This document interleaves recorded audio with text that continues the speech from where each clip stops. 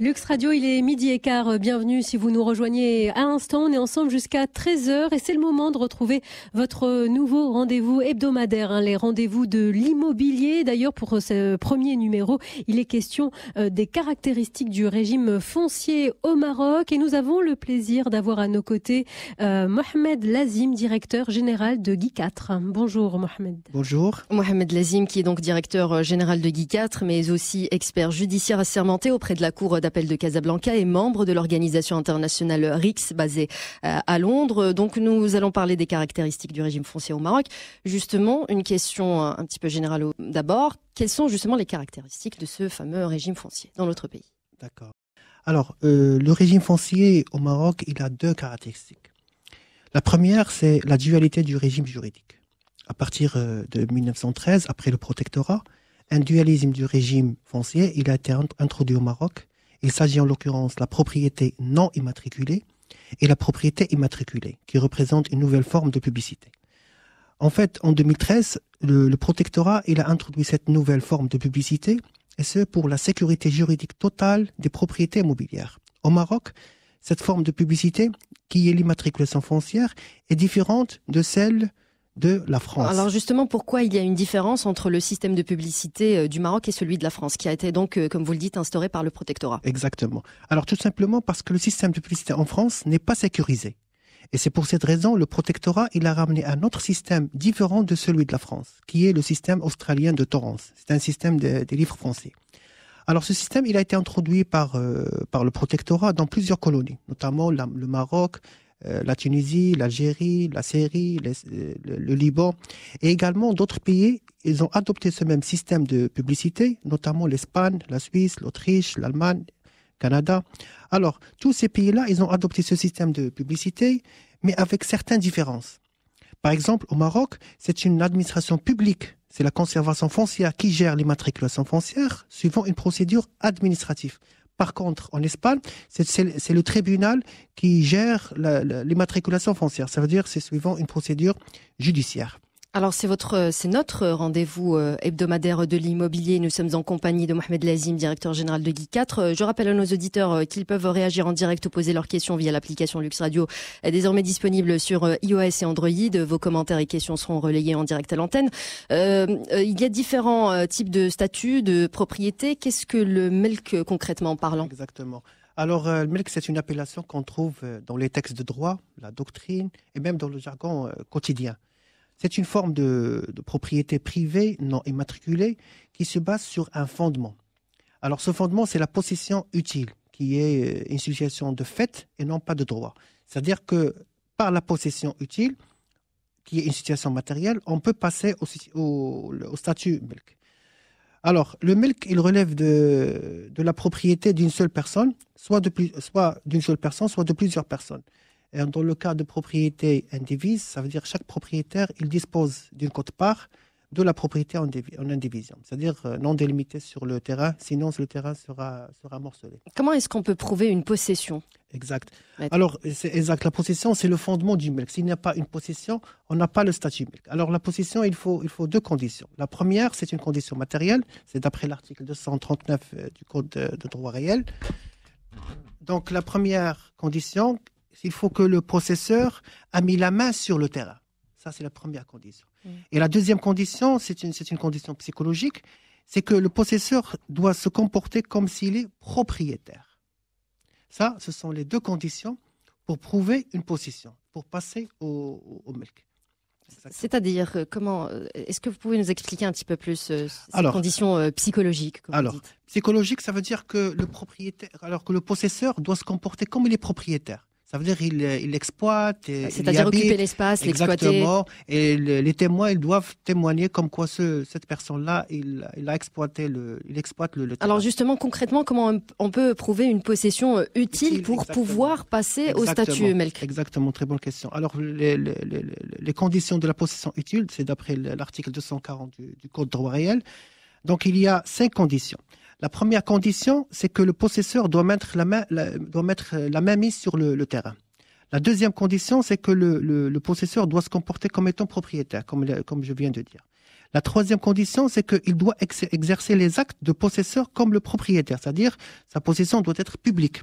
C'est-à-dire que les voisins doivent reconnaître qu'il est possesseur de ce bien. La quatrième condition, c'est que la possession ne doit pas être contestée. Elle doit être paisible.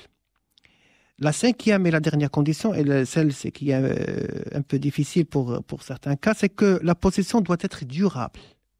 10 ans non interrompus vis-à-vis des tiers et 40 ans vis-à-vis des proches parents. Le melk est régi par quel droit, Mohamed Lazim? Je rappelle que vous êtes directeur général de Guy 4. Alors, le melk est régi par le droit musulman marocain du rite malikite. Après 2012, donc il y avait la loi 3908, c'est le code des droits réels qui a vu le jour. Alors cette loi, elle a unifié les règles qui s'appliquent aux droits réels, soit au titre des propriétés immatriculées ou non immatriculées, ça veut dire le milk. Aujourd'hui, pour une question donnée en relation avec la propriété, le juge doit chercher dans les deux textes de loi. Il commence par la loi numéro 3908, le code des droits réels, et s'il ne trouve pas la réponse, il passe au droit commun, c'est le DOC. Et si on ne trouve pas la règle dans ces deux textes de loi, on cherche dans les livres des juristes consuls du rite malikite. Alors, deux questions, Mohamed Lazim. Tout à l'heure, vous avez parlé de dualité de régime juridique et vous venez de parler de droit réel. C'est quoi exactement le droit réel et quelles sont les difficultés relatives au statut milk au titre du droit musulman que vous venez d'évoquer aussi? Exactement. Alors, comme je viens de dire, c'est que la loi numéro 3908, c'est le code des droits réels et c'est cette loi-là qui régit toutes les relations en relation avec la propriété, que ce soit milk ou propriété immatriculée. Alors, le droit réel, donc, il y a 3 types de droits. Il y a le droit personnel, c'est le droit qui concerne la relation entre une personne et une personne. Qu'on appelle droit personnel, comme la créance, droit de travail, contrat de bail ordinaire. Donc, c'est une relation, c'est le droit personnel qui gère la relation entre personne et personne. Le droit réel, c'est qui gère la relation entre une personne et un bien, une propriété. Ça, ce qu'on appelle droit réel. Et il y a un autre droit, c'est le droit intellectuel. Bon, c'est un droit immatériel ou incorporel, comme le droit d'auteur, comme le fonds de commerce. Voilà. Alors, on se soumet à quels moyens et à quel texte pour prouver la propriété milk? Et est-ce que le milkiya est un titre de propriété? Alors, par quel moyen? Donc, c'est le milkiya. Donc, c'est pas un titre foncier. C'est un acte dressé par la doule. Et ensuite, l'afif l'adli. L'afif l'adli, ce sont les 12 témoins qui vont témoigner que cette personne est possesseur et qui répond aux conditions de la possession utile précité. Donc cet acte sera par la suite approuvé par Qadi Tawtir. Bon, c'est un juge du tribunal de première instance. Est-ce qu'un résident, Mohamed Lazim, je rappelle que vous êtes directeur général de Guy 4, ce sont nos rendez-vous de l'immobilier hebdomadaire, donc on va vous retrouver chaque jeudi et je rappelle à nos auditeurs qu'ils peuvent réagir en direct ou poser leurs questions via l'application Lux Radio désormais disponible sur iOS et Android. Est-ce qu'un résident étranger peut prévaloir de la possession pour prétendre qu'il est propriétaire? Non, un résident étranger ne peut pas prévaloir de la possession pour prouver le non. Est-ce qu'on peut faire prévaloir de la possession vis-à-vis de n'importe quelle personne? Alors, heureusement, c'est non. Heureusement, c'est non, parce que l'article 255 du Code de droit réel, il dit que la possession n'est pas valable entre les pères et mères et leurs descendants. Par exemple, le fils ne peut pas faire prévaloir de la possession vis-à-vis de son père ou de sa mère.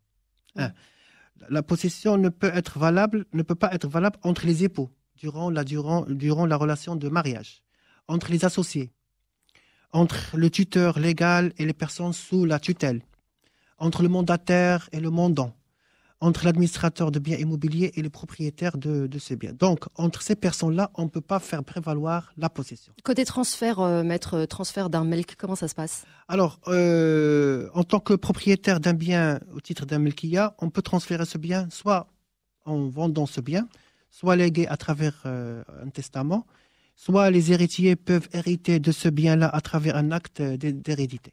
Vous avez mentionné que les actes de transfert de propriété doivent être authentiques, c'est-à-dire dressés par un idole ou par un notaire. Quels sont les avantages et les inconvénients entre un transfert à travers un notaire et à travers un idole? Alors, pour le transfert des biens immatriculés, les notaires disposent d'un grand avantage par rapport à l'idole. Donc cet avantage est dans la loi qui régit la profession des notaires. En effet, cette loi oblige les notaires de garder le montant de la transaction dans un compte bancaire de la CDG jusqu'à l'inscription de l'acte de vente définitif sur le titre foncier. Alors que la loi qui organise la profession de la doule ne les oblige pas. Je tiens à préciser que le transfert de la propriété n'est reconnu légalement qu'après l'inscription du contrat définitif sur le titre foncier et non pas la signature du contrat définitif. Et la signature du vendeur du contrat ne peut pas dire un transfert de propriété car elle ne représente légalement qu'une obligation de terminer les formalités de vente. C'est un grand avantage pour les acquéreurs et même pour les banques. C'est une forme de protection qui existe dans la profession notariale. Nos chers ados, ils vont pas aimer cette réponse, mais c'est la réalité. C'est la réalité. Et pour justifier ça, donc plus de 98% des actes passent par les notaires. Donc les ados, ils veulent intégrer cette disposition dans la loi qui organise leur profession. Mais les notaires refusent et menacent même de demander une extension de leur intervention. Donc il y a débat là-dessus, sur ce point-là. Mohamed Lazim, directeur général de Guy 4. Justement, est-ce qu'on peut savoir pourquoi le melk n'est pas véritablement sécurisé? Je prolonge ma question par celle d'un auditeur, Hamza Drossi, qui vous pose la question suivante. Est-ce qu'il vaut mieux rester sous le régime melk ou immatriculé, sachant que les frais d'immatriculation sont très élevés? Exactement. Alors, le melk n'est pas sécurisé. Donc, pourquoi? Parce qu'il y a un flux préjudiciable à la sécurité des transactions. Un acheteur d'un bien, d'un acte de mulkiya n'est pas à l'abri. Deuxièmement, il y a l'absence du cadastre. C'est ça. Les limites ne sont pas figées. Et c'est le cadastre de la conservation foncière qui arrête par l'immatriculation foncière les limites. Tant que le cadastre n'est pas là, donc les limites ne sont pas figées. Troisièmement, le melk présente une garantie incertaine qui suscite la méfiance des institutions financières. On ne peut hypothéquer un bien melk. Et dernièrement, il y a des difficultés de déterminer la consistance de bien. Ça veut dire si vous consultez un acte de mulkiya, vous allez trouver que le doul a déterminé la consistance du bien melk selon les dires du propriétaire, car ce n'est pas à lui de déterminer la consistance du melk. Concernant la question de notre auditeur, je vous la rappelle, est-ce qu'il vaut mieux rester sous le régime melk ou immatriculé, sachant que les frais d'immatriculation sont très élevés? Exactement. Alors, le conseil que je peux donner, c'est que je préfère passer par les biens immatriculés parce que le melk, c'est un statut qui n'est pas sécurisé. Il y a beaucoup de problèmes, beaucoup de litiges. Moi, je reçois pas mal de litiges dans ce sens. Donc, mon conseil, c'est éviter d'acheter les biens sous le statut melk et chercher les biens immatriculés. Et bien sûr, on va revenir en long et en large à ce sujet jeudi prochain. Merci beaucoup, Mohamed Lazim, directeur général de Guy 4.